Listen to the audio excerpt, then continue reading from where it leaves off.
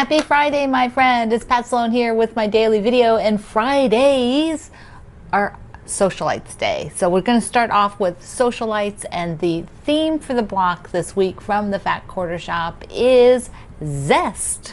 I think that's a fun word, Zest. Zest for life. That's what I always think of first. Here is the block. Let's see. There we go. There is our Zest block.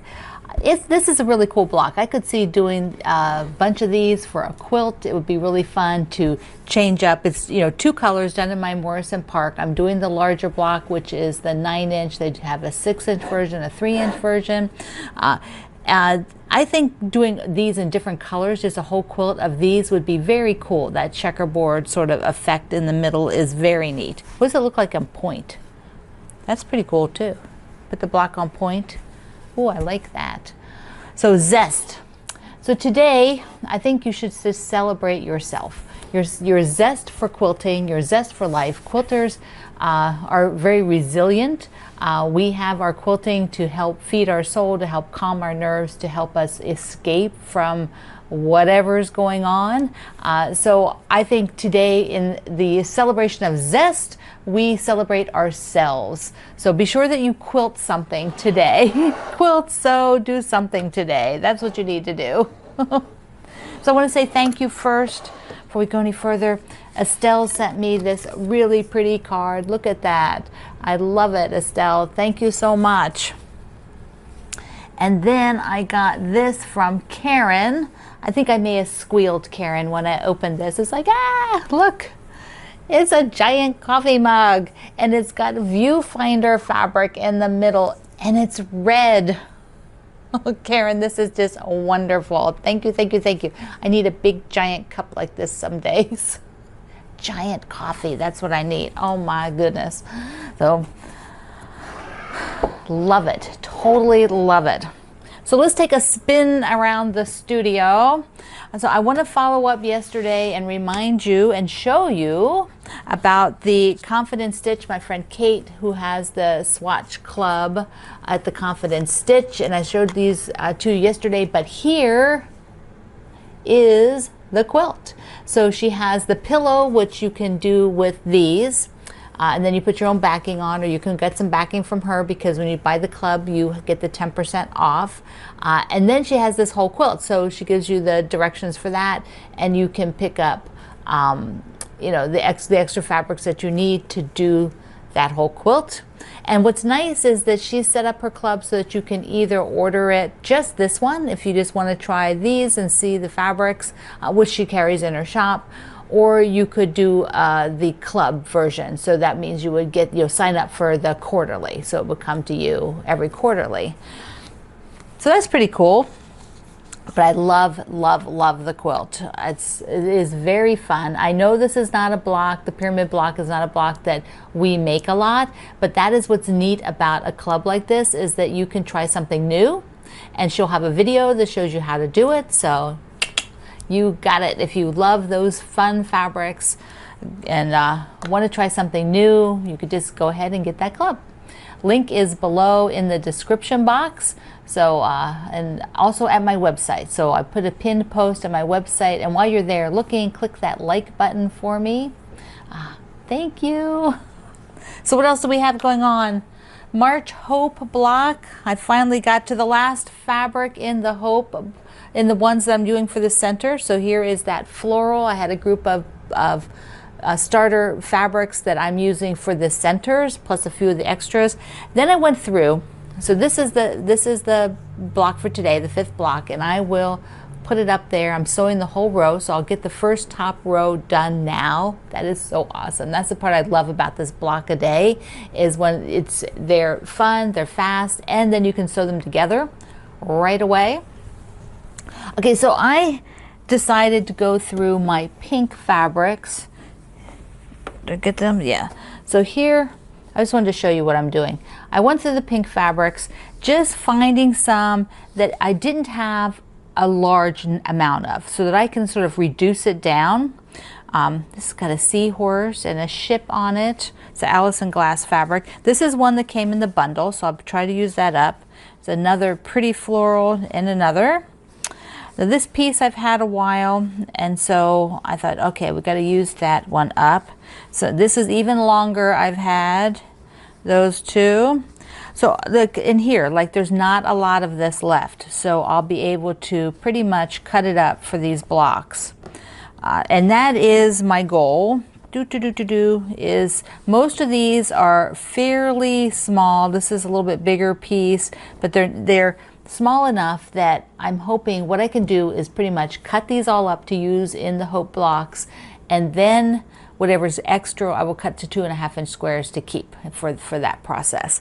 So that'll get rid of this stack in my bin. So, and I also noticed that I had certain shades of things. Like recently I've noticed, like particularly when I was looking at the greens for the shamrocks and stuff, I have lots of light greens. I have very few dark greens.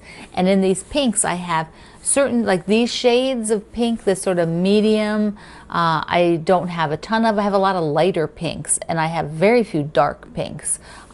So I'll have to be kind of looking. I think I'm going to look at my bins in the future here and see what kind of fabrics I need to add. You know, what am I missing? So I want to talk about the shamrocks because I gotta finish. And it was not without a struggle. I tell you, I'm going to tell you the struggle. So I've got the shamrocks, ta-da, the Shamrock runner using the How Tall Am I block from the Home Is Sew Along. And then on the Shamrock page at I Love to Make Quilts, the project page, there is this pattern you can download with the shamrocks. So I did the shamrocks by quilting first. So I did the quilting first, all these lines, and then I appliqued the shamrocks on top of the quilting. That way I didn't have to start and stop every time I hit a shamrock. When I came to a shamrock, with my machine quilting curve, the curve stiff, I didn't have to stop and jump over the shamrock. I just went through, and it turned out really well. I'm pleased. I'm going to show you. I did a blanket stitch then through all the layers. So I fused it on top, and let me just get you down here too. There you go. So there you can see, and I used variegated thread. So I want to show you, see there. I used this variegated thread, so you can see it goes light to just got like light, then medium, then dark, and then back to really light. So that's kind of fun to do. It's also what I used for the quilting. So you can see it's lighter quilting here, and then there's darker thread, the darker version of it here. And let me just show you the spool. So here is the spool. This is the Aurifil green that I used. Isn't that yummy? Oh my goodness, I love it. It is number 4653. Isn't that pretty? I'll put that number over on my website too. So when you click over the website, you can get that. All right, so what happened? What struggle did I have? What happened, it was very interesting. What happened is I used some batting that I've had for a very long time. It is a brand and a manufacturer I don't usually use, but I thought, okay, I'm going to start using it. They sent it to me probably a few years ago. And I was having skip stitches. Stitches were skipping, and so first thing I did, because I've got fusible on my applique, which I do the cutaway, so it shouldn't have been skipping because it would have gone over, you know, the stitch would have gone over the fusible, would have been just underneath the thread. But I thought, okay. But then I had spray basting, and it is a new jar of, a new can of spray basting glue. So I thought, well, maybe I was a little heavy-handed, so let me go ahead and put the non-stick needle on. So I put the non-stick needle in. These are Fabulous by Schmetz.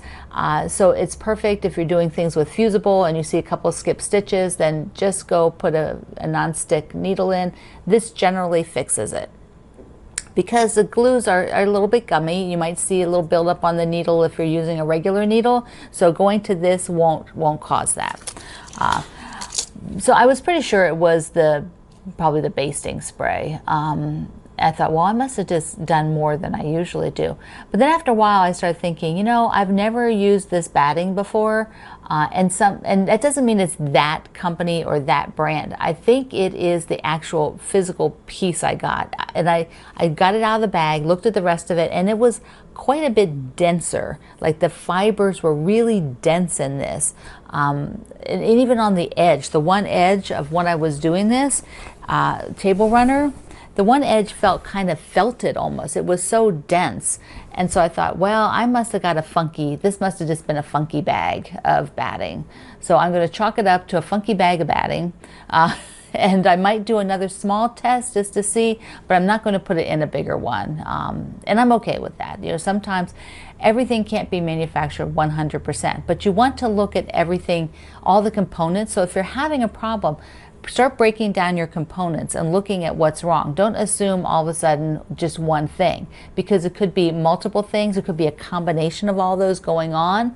Like I could have a little bit funky, thick batting, and then I could have spray based it a little bit too heavy.